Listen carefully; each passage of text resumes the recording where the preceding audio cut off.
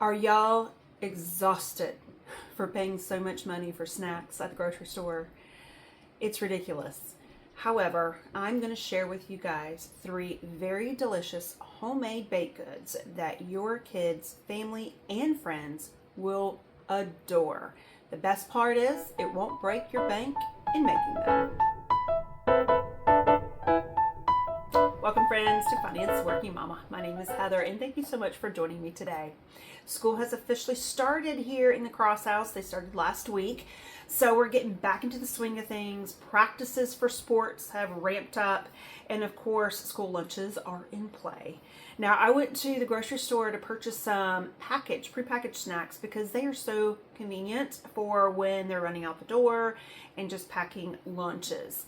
And then I noticed I usually don't like for them to grab those, the sweets as they're running out the door as a prepackaged snack. I try to choose healthier things for them, but they do like a sweet in their lunch. So I went around and I looked at the Little Debbie cakes, which is absolutely my favorite and the cakes that I grew up on.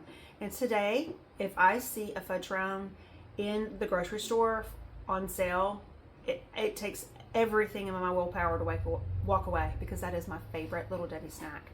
And let's just be honest, the little Christmas trees that they make during the Christmas season is by far the best. And yes, I purchase them at least 2 boxes, even when they're not on sale, against my better judgment. But you just got to have those during the Christmas season. But with that being said, I was looking at the prices and they're like $3 now, which is a lot. I remember when they were $1, $1.10, $1.15, $1.25 when my mom was purchasing them for our lunches. And I know that had to be affordable because my mom would not buy something that was going to break the budget. So I thought to myself, what can I do that will fill the sweet tooth but not break the budget? And about a year ago, I really started making more baked goods, or at least starting with a box, which actually has 1, more affordable, and 2, less stuff in it, and making those for my kids. And my kids actually prefer those over the prepackaged sweet cakes. So I thought that I would share with you guys 3 delicious recipes that my kids absolutely love and ask for week to week. And I promise you, once you make these for your family, they're going to want them on the continuing. I promise you. Let's get baking. Brown butter chocolate chip cookies. I found this recipe at Sugar Spun Run. You want to start off with 1 cup of unsalted butter. Place the butter in a medium-sized saucepan, preferably a light colored one. This will make it easier to tell once your butter has browned. And melt the butter over low to medium heat. Now make sure you stay beside this butter and mix it constantly.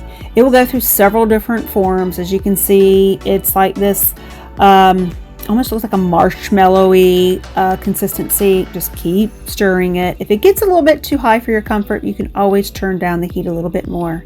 It'll go from that to this, to where it's bubbly, and that's when you know it's starting to cook and brown that butter. Friends, continue to stir it. Now, about the 8-minute mark, so for me it takes between 10 to 12 minutes, but at the 8-minute mark, you're going to start seeing it to brown a bit.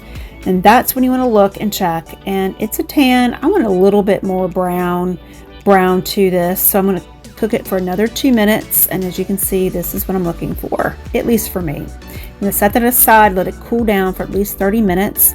While it's cooling, pull out 2 eggs, allow that to get to room temperature. When the butter mixture is warm or room temperature, that's when you want to put it in your in a bowl, and then crack the 2 room temperature eggs to the bowl. All very important steps. Do not skip over any of them. Stir well, then add 1.5 teaspoon of vanilla extract. Mix well, and then you add 1 cup of light or brown sugar and 2-3 cups of white sugar. Make sure those are well incorporated, and then you want to set it aside and put together your dry ingredients. You want 2 3/4 cup of all-purpose flour, 1 teaspoon of baking powder, 1 teaspoon of baking soda, and then 1 teaspoon of cornstarch. That's the most importantly, friends, is that cornstarch. It makes for a chewy cookie. a soft chewy cookie. Then you want to add 3/4 of a teaspoon of salt and mix well. Then you want to add it to your sugar, butter, egg mixture a little bit at a time. Now I've sped it up a little bit just to make this process go faster for the video purposes, but the recipe does say to do it by hand. If you are unable to mix it by hand because it is a little bit of a struggle, then put it in your mixer and go on slow, not medium or high. Make sure you mix it on low. That allows the flour to slowly get incorporated into the butter, egg, sugar mixture. Once that's well incorporated, that's when you want to add the last step, which is 10 ounces of semi-sweet chocolate chips. I'm using chocolate chunks because I feel that that makes a better cookie, in my opinion. You could use whatever semi-sweet chocolate chip you'd like. The most important part, other than the browning the butter and adding the cornstarch, is making sure that this batter chocolate chip cookies is placed in the refrigerator and chilled for at least an hour or more. Once it has chilled for at least an hour, then you want to preheat your oven to 350 degrees. Now I'm using a teaspoon. You can use a tablespoon or you could use 2 tablespoons. But the most important piece about this, of rolling out these cookies, is you want to roll them. You don't want to plop them. You don't want to push them down. You want to roll them into a nice little ball and put them on the cookie sheet. I'm going to cook it for 10 minutes, pull them out, let it completely cool before you touch them. And this is how they turn out. When you chill your batter, it makes for a plumped cookie instead of a cookie being spread out, if you know what I mean.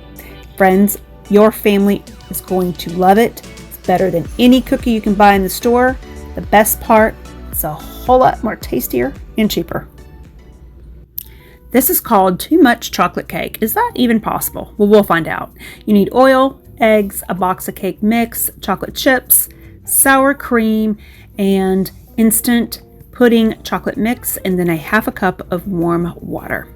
Friends, you want to start off by heating your oven at 350 degrees, and now you want to crack 4 eggs into a bowl, and then add a cup of vegetable oil, or here I'm using coconut oil, and then a cup of sour cream. If you don't have sour cream, you can use non-fat Greek yogurt. It works perfectly as well as the sour cream. Then you want to put in 1 5.9 ounce package of instant chocolate pudding mix, and then 1 package of Devil Food cake mix. If you can't find Devil Foods, chocolate cake mix works just as well.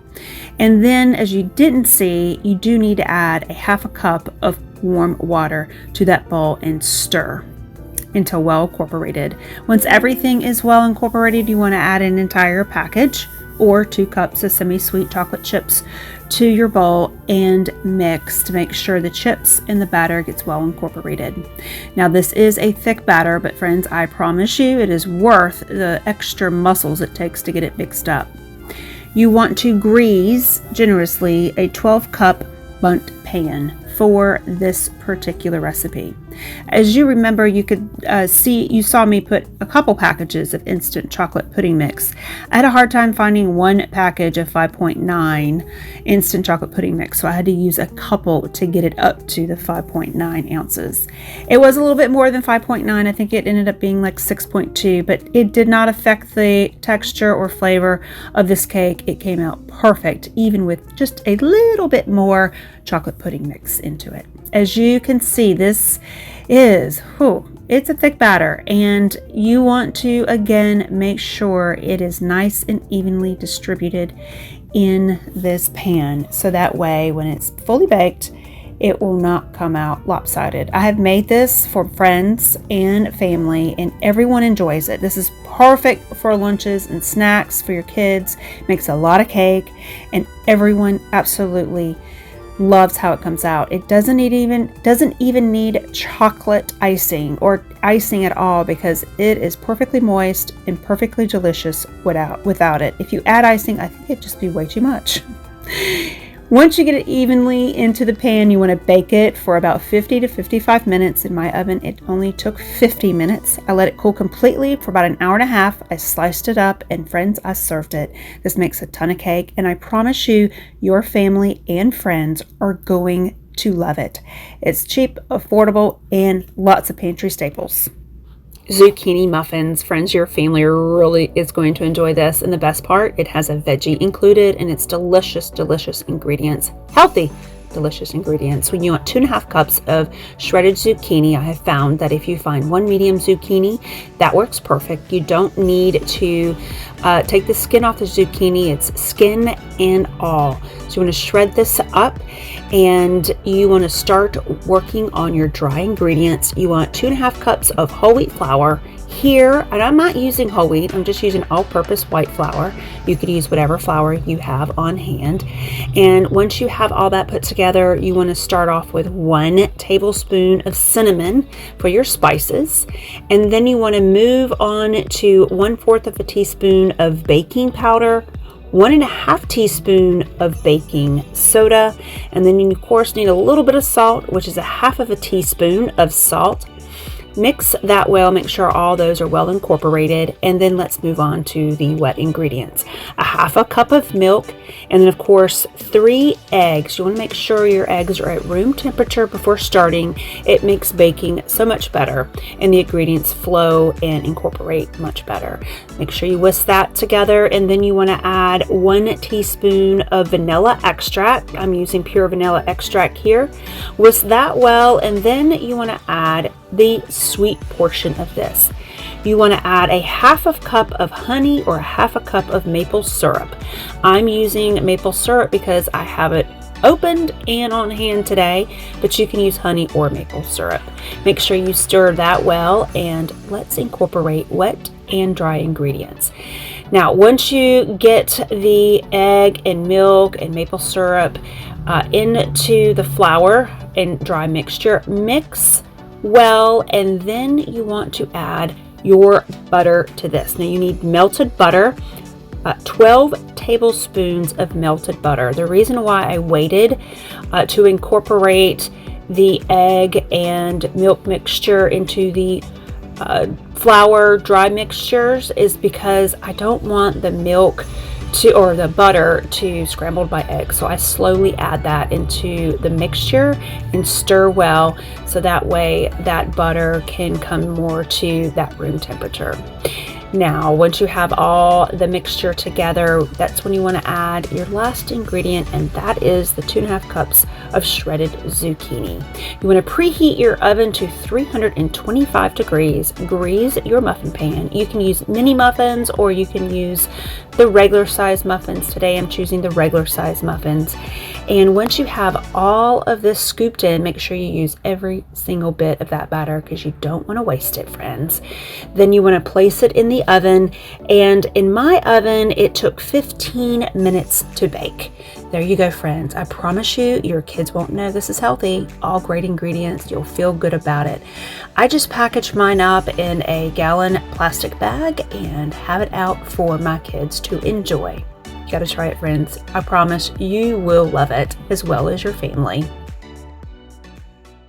Friends, if there is one out of the 3 that you should try and you have a hard time deciding, I would totally start with the brown butter chocolate chip cookies. Browning that butter and then adding that